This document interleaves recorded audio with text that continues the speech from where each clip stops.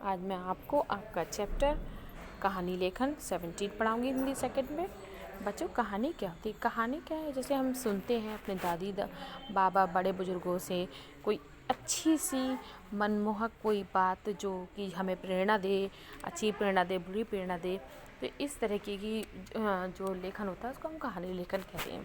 अब कहानी लेखन क्या है? कहानी लेखन ये है कि हम अपने विचारों को एक समूह में बांधकर और अच्छे से उसको व्यक्त करते हैं, उसको अपने अनुसार सुंदर रूप देकर दूसरों को बताते हैं। ठीक है बच्चों, अब बात करते हैं कहानी में। कहानी सभी बच्चों को सुनना अच्छा लगता है।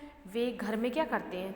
घर में दादा दादी, अभी मैंने बताया ना, सबसे कहानियाँ सुनते हैं और बार बार ये कला अगर वो उनको आगे दोहराई जाए तो वो सुनने के अभ्यास से उनका बौद्धिक विकास भी होता है, भाषा का विकास भी होता है और साथ में लिखते हैं जब कहानी, तो लिखने में भी उनकी क्षमता बढ़ जाती है।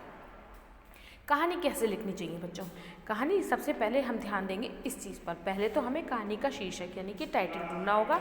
दूसरा, फिर ध्यान रहे वाक्य कहानी के छोटे छोटे होने चाहिए, भाषा सरल और रोचक होनी चाहिए, बार बार एक ही घटना को नहीं दोहराना चाहिए और सारी घटनाएं जो हैं क्रमशः होनी चाहिए। ठीक है, लाइन से होनी चाहिए, पहले ये हुआ, फिर ये हुआ, फिर ये हुआ।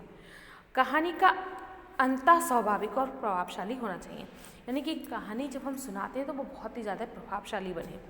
यदि कहानी से कोई शिक्षा मिलती हो तो अंत में हम उसको भी लिखते हैं। तो ये था आपका चैप्टर 5th क्लास कहानी।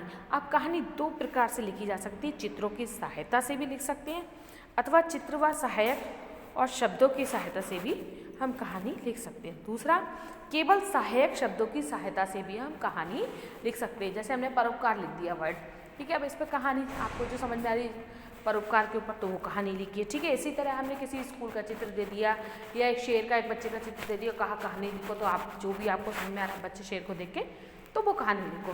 तो ये आपका चैप्टर है बच्चों कहानी का। इसकी कहानियाँ आप पढ़ेंगे और कल मैं आपको इसका वर्क सेंड करूँगी। ओके बच्चों।